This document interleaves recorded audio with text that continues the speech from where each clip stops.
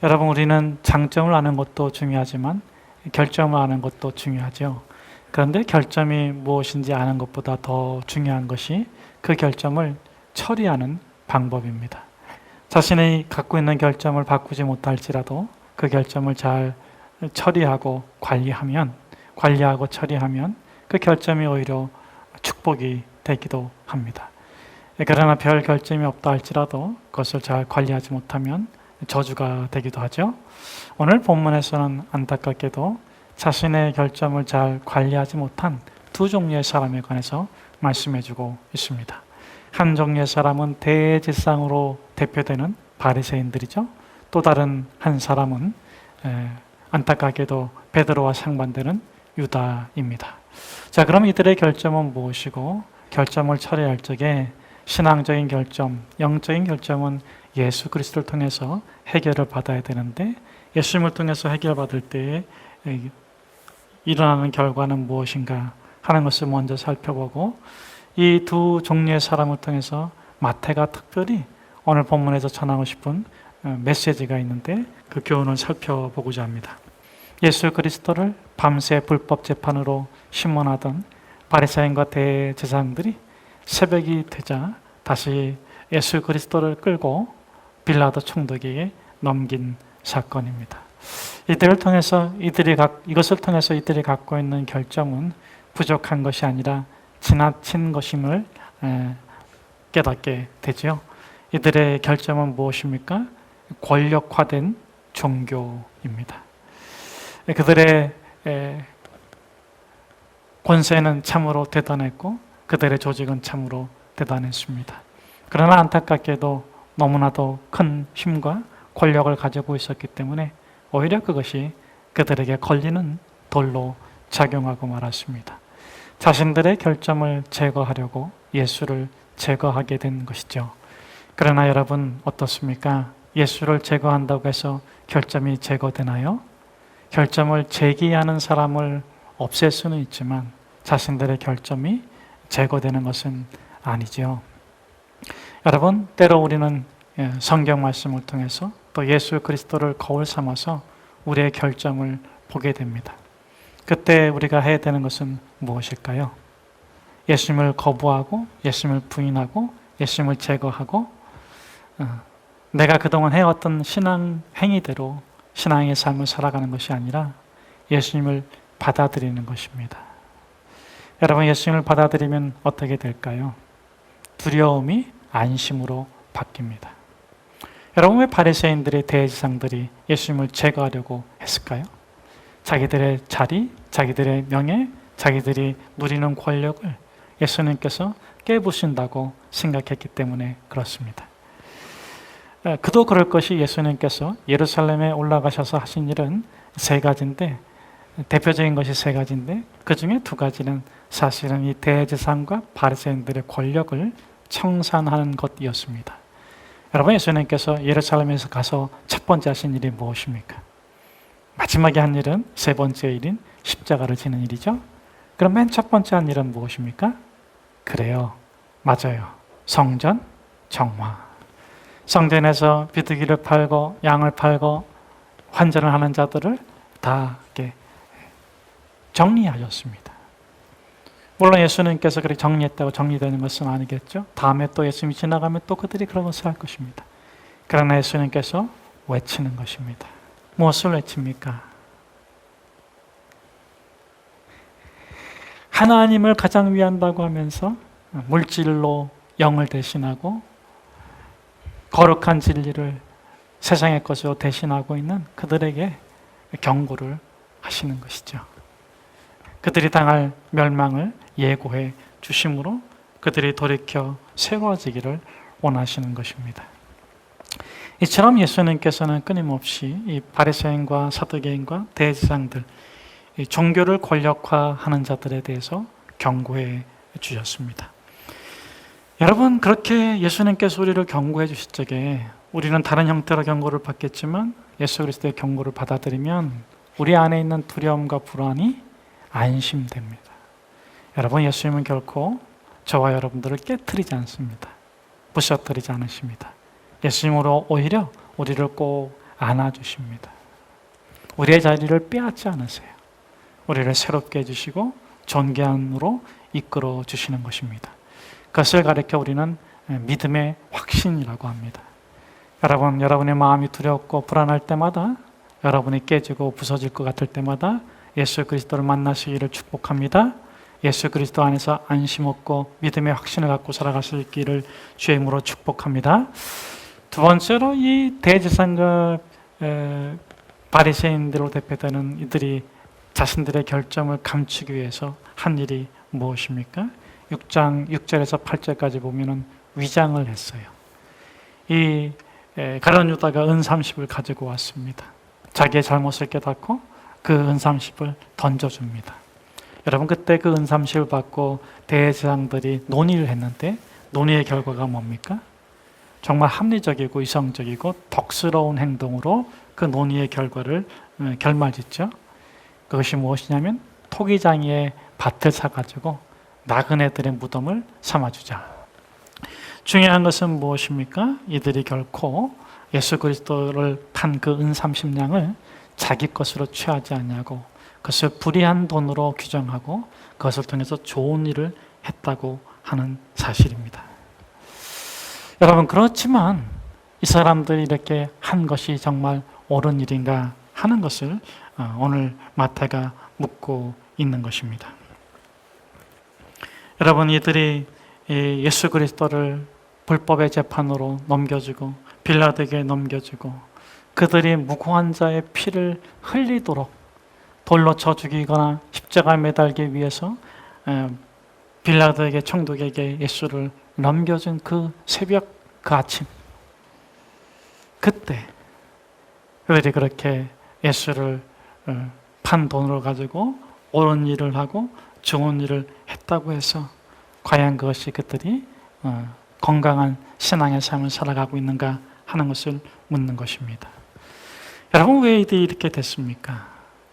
하나님을 사랑하고 하나님을 부르면서 하나님을 마음에 두지 아니하고, 이들의 두 번째 결점은, 첫째는 권력화된 종교이고, 그렇게 신앙심을 권력에 빼앗기고 신앙심을 명예에 빼앗기고 신앙심을 자리에 빼앗기자 그 다음에 오는 단계는 두 번째 결점이 되는데 자기 주도적인 신앙을 살아가는 것입니다. 말씀대로 산다고 하는데, 율법대로 한다고 하는데, 덕스러운 행동을 한다고 하는데 누가 주인 됐어요? 자기가 주인 된 것입니다. 여러분, 신앙은 누구를 믿는 겁니까? 누구를 주인 삼은 것입니까? 나가 주인 된 삶을 내려놓고 하나님을 만나서 하나님을 주인 삼고 살아가는 것이 신앙인데, 권력화된 종교가 가져오는 다음 단계는 자신을 주인으로 삼는 거예요. 여러분, 예수 그리스도께서는 어떻게 사셨습니까? 누구를 주인 삼고 사셨습니까? 예수님께서는 하늘의 보좌를 버리시고 자기를 종의 몸으로 오셨을 뿐만 아니라 큰 일이든 작은 일이든 심지어 이 십자가의 길을 갈 적에도 예수님께서 뭐라고 말씀하세요? 그렇게 하자. 그렇게 해라. 심지어 유다에게까지도 그렇게 해라. 그래야 이렇게 되리라고 기록된 성경의 말씀이 응하지 않겠느냐. 주님은 단 한 번도 자신을 주인 삼지 않으셨습니다. 말씀이신 하나님, 말씀으로 주 자신에게 임재하시는 그 하나님을 주인 삼고 말씀을 이루기 위해서 따라가는 삶을 사셨습니다. 이것이 우리 그리스도인들이 살아가야 될 삶이 아니겠습니까? 우리가 예수 그리스도를 주인 삼을 때 우리는 그분을 따라가는 삶을 살아갈 수 있게 되는 것입니다. 저는 오늘 비전교회 모든 성도들이 권력화된 종교에서 벗어나기를 주의 이름으로 축복합니다. 자기 주인 삼은 삶에서 벗어나기를 주의 이름으로 축복합니다. 왕이신 하나님을 신뢰하고 주님의 말씀을 따라 살아가는 귀한 삶이 되기를 주의 이름으로 축복합니다. 유다가 마침내 해서를 안 들을 일을 스스로 하게 됩니다. 여러분, 우리는 이 모습을 보면서 우리의 모습이 아닌가 이렇게 생각하게 됩니다. 왜냐하면 우리의 어두운 면이 유다이기 때문에 그렇습니다. 물론 우리의 밝은 면은 베드로입니다. 그러나 우리 안에도 끊임없이 의심하고 배반하고 또 떠나가는 유다의 모습이 있습니다. 오늘 여러분들 교회 오시면서 어떤 생각을 하고 왔습니까? 기쁘다, 즐겁다, 막 그런 생각하고 오셨죠? 베드로의 모습으로 오신 줄로 압니다. 이 모습 이대로 날 받아주시옵소서 그러고 오신 줄로 압니다. 그러나 이 중에 어떤 분들은 나 같은 사람이 예배 드린다고 하나님이 기뻐하실까? 오늘은 좀 남도 보지 않으니까 유튜브로 드리는 이 예배 좀 쉬어야 되겠다 하고 아마 그러시는 마음도 좀 우울한 마음을 가지신 분들도 계실 것입니다. 여러분, 베드로의 결점이 있지만 장담을 잘하고 뭐 그런 건데 유다의 결점이 있어요. 결론적으로 먼저 유다의 결점을 얘기한다면 유다의 결점은 뭡니까? 유다가 고쳐야 될 보완해야 될 결점이 뭡니까? 유다의 결점은 본전을 찾으려는 신앙입니다. 항상 본전 생각입니다. 왜 예수님을 은30에 팔았어요? 본전 생각이 나서. 어느 때부턴가 예수님께서 지상의 메시아 왕국 건설을 말씀하지 아니하시고 천상의 메시아 왕국을 말씀하십니다. 내 나라는 이 땅에 속한 것이 아니라 하나님께 속했다.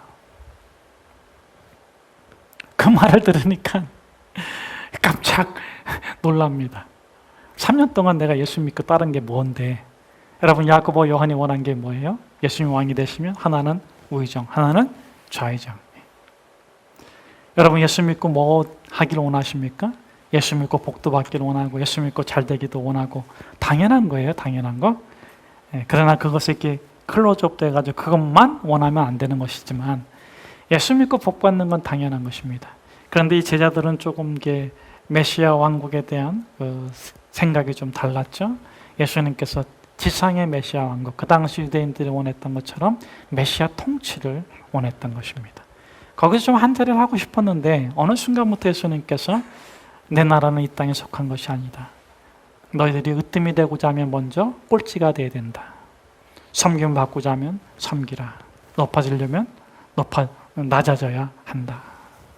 섬기는 자가 큰 자다. 뭐 이런 말씀을 하시면서 내가 곧 십자가에서 죽임을 당하고 너희들의 모든 죄를 사하고 내가 부활해서 하늘나라로 올라갈 것이다. 이 말을 들었을 때 이 유다가 크게 실망을 했습니다. 물론 다른 제자들도 실망을 했어요. 그런데 이 유다는 본전 생각이 났습니다. 그래서 대제사장들 찾아가서 본전을 찾아요. 그게 얼마입니까? 은 30냥. 근데 오늘 본문은 참 재밌습니다. 그 밤에 그렇게 예수님께서 안나스의 뜰, 가야바의 뜰, 대제사장의 뜰로 끌려다니면서 시달리시다가 그 불법 재판에 시달리시다가 그 새벽에 이제 빌라도에게 넘겨졌어요. 정말 예수님께서 이제 목숨을 잃게 된 거예요. 그때에 3절에 보니까 그때 이 유다가 뉘우칩니다. 그의 정죄됨을 보고 스스로 뉘우쳐. 잘못된 거예요. 잘못했어요. 자, 그러면 어떻게 해야 됩니까? 베드로처럼 회개하면 되는데 이 유다의 결점이 뭐라고요? 그렇죠. 본전 생각. 이번에는 뭘 찾으려고 대제사장에게 왔습니까? 왜 대제사장들에게 자기가 받은 은 30냥을 던져줍니까? 본전을 찾으려고. 물론 본전은 본심입니다. 이 본문에서의 본전은 본심이죠. 그전에는 예수님을 팔 때는 내가 수고하고 애쓰고 그런 걸 물질적으로 돌려받고 싶었단 말이죠. 근데 이번에는 내 본심은 이게 아니다. 내 본심은 예수를 저렇게 죽이려고 한 게 아니다. 내 본심은 이 무고한 자를 갖다가 이렇게 험악하게 하려고 한 게 아니다. 본심을 찾기 위해서 은 30냥을 던졌습니다. 그런데 여러분 어떻게 본전 찾았습니까? 본심 찾았습니까? 아니요. 못 찾았습니다. 안타깝게도 이 유다는 스스로 목을 메어서 어디에 묻힙니까? 그렇죠. 그 은삼십냥으로 주고 산 피밭, 나그네 묘지에 버려지게 됩니다. 묻히게 되는 거예요. 여러분, 이렇게 자신의 결점에서요, 이 유다 같은 경우는 항상 본전을 찾지 못하는, 막 견디지 못해. 여러분, 이 결점을 어떻게 우리가 처리를 해야 됩니까?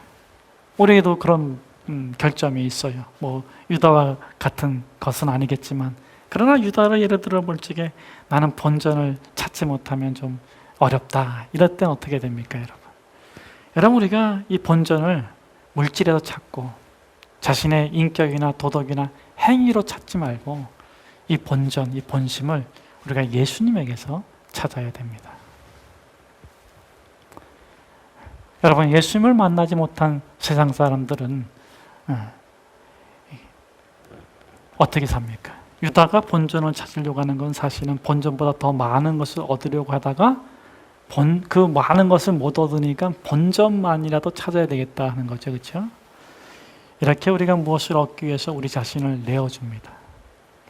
예수 믿기 이전에 우리나 또 세상 사람들, 예수를 알지 못하는 사람들은 무엇을 얻기 위해서 자신을 내어줍니까?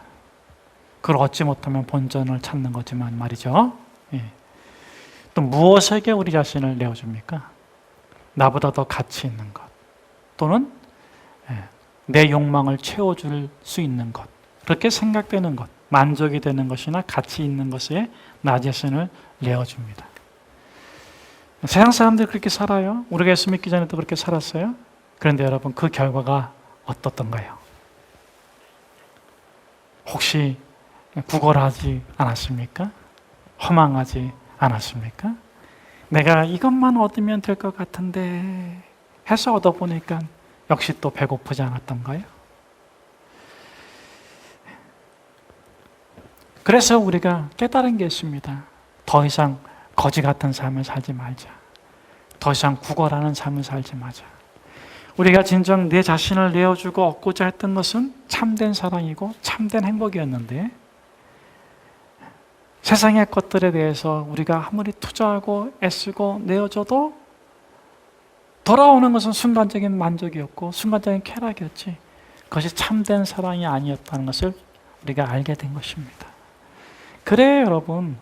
세상에 나를 내어주고 권력에 나를 내어주고 재물에 나를 내어주고 사람에게 나를 내어준다 할지라도 우리에게 돌아오는 것은 참된 만족이 될 수 없고 참된 사랑이 될 수 없습니다. 결국 우리가 이용한 것처럼 이용당한 것뿐입니다. 그저 거래한 것뿐이에요. 그런 거기서 끝나야 돼요. 그것을 더 추구하면 안 됩니다. 우리가 그렇게 세상적인 것을 통해서 참된 만족과 참된 사랑을 찾을 수 없다는 것을 알고 우리가 예수 그리스도를 믿게 되었습니다. 그런데 예수 그리스도를 믿고 나서 우리는 어떻게 우리의 결점, 우리의 단점을 처리하게 되었습니까? 우리가 참된 사랑을 얻고 싶고 참된 만족을 얻고 싶고 배고프지 않고 또 미움받고 싶지 않은 그 결핍, 그걸 어떻게 우리가 해결하게 되었습니까? 우리가 누구에게 무엇을 위해서, 어떤 것을 위해서 우리 자신을 내어주게 되었습니까? 여러분, 예수 그리스도를 만나고 나서 또 만난 사람들의 큰 변화는 뭐냐? 내 자신을 이전에는 나보다 더 가치 있고 내 욕망을 얻기 위해서 내 자신을 내어줬어요. 시간도 내어주고 노력도 내어주고 그랬죠? 근데 예수 그리스도를 믿고 나서는 나보다 가치 없는 존재에게 나를 내어준다는 것입니다.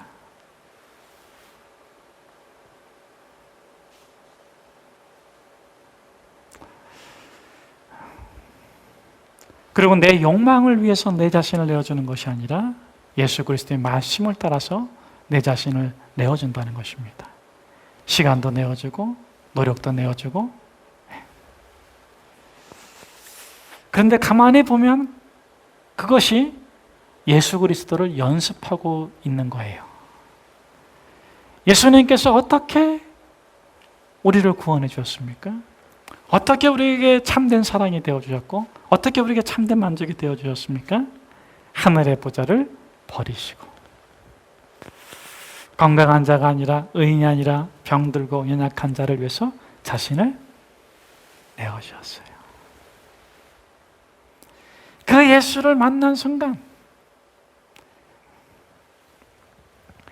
대제사장이나 사두개인이나 바리새인들처럼 나의 결점을 제거해버릴 수 있고 나의 결점을 위장할 수 있고 내 결점을 사고팔 수 있고 내가 완벽한 존재라고 주장하고 싶었던 그 내 자신이 깨어지는 순간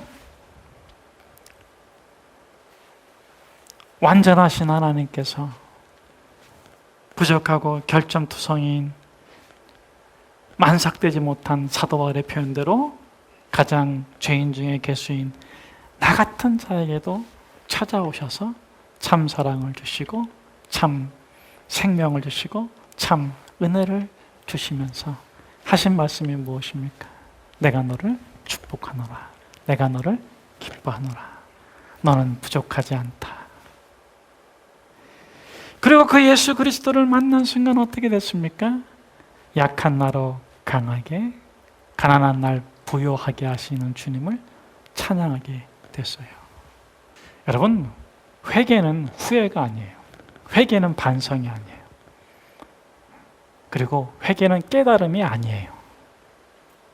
세상에서는 명상이라든지 새로운 지식을 배워가지고 자기가 갇혀있는 그 울타리에서 깨어나거나 깨달아가지고 그 울타리에서 억압당하지 않고 좀 자유를 얻을 적에 그때 초월했다 그러잖아요.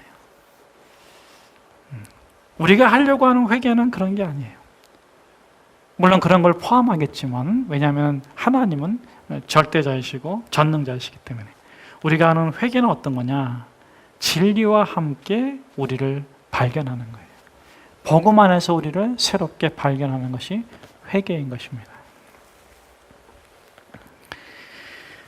자, 그래서 오늘 본문의 말씀에 보면은 마태는 모순을 통해서 진리를 깨닫기를 바라는 거예요. 모순을 통해서 복음과 함께 우리가 살아가기를 바라서 아예 모순을 가지고 들어왔어요. 삶에서 반복되는 것은 선도 아니고 악도 아니고 그것은 결과. 삶에서 반복되는 것은 참되게 살려고 하고 의롭게 살려고 하는데 어느 순간 한계에 부딪히고 모순에 봉착되어 있는 신앙인의 모습이 반복되고 있다. 그럴 때마다 바리새인의 길로도 가지 말고 그럴 때마다 유다의 길로도 가지 말고 그럴 때마다 진리의 길로 깨어나라. 여러분, 아직 우리에게 회개의 때가 남아 있습니다. 이 회개의 때에 우리가 돌이켜야 합니다. 여러분, 회개는 후회하는 게 아니에요. 회개는 반성하는 게 아니에요. 회개는 깨달음이 아니에요.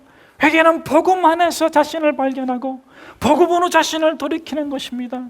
오늘 만약 우리가 이 대제사장들과 같은 선택을 하려고 하는 사람이 있다면, 만약 우리가 이 유다와 같은 생각을 하는 사람이 있다면, 이 세상 사람들은 그렇게 생각하고 그렇게 주장하고 그렇게 행동합니다. 자신의 죽음으로 자신의 결백을 증명하려고 하기도 해요. 그러나 여러분, 오늘 저는 이렇게 외치고 싶습니다. 죽을 용기가 있다면 우리 삽시다. 후회할 힘이 있다면, 반성하고 후회하고 돌이킬 힘이 있다면 우리 회개합시다.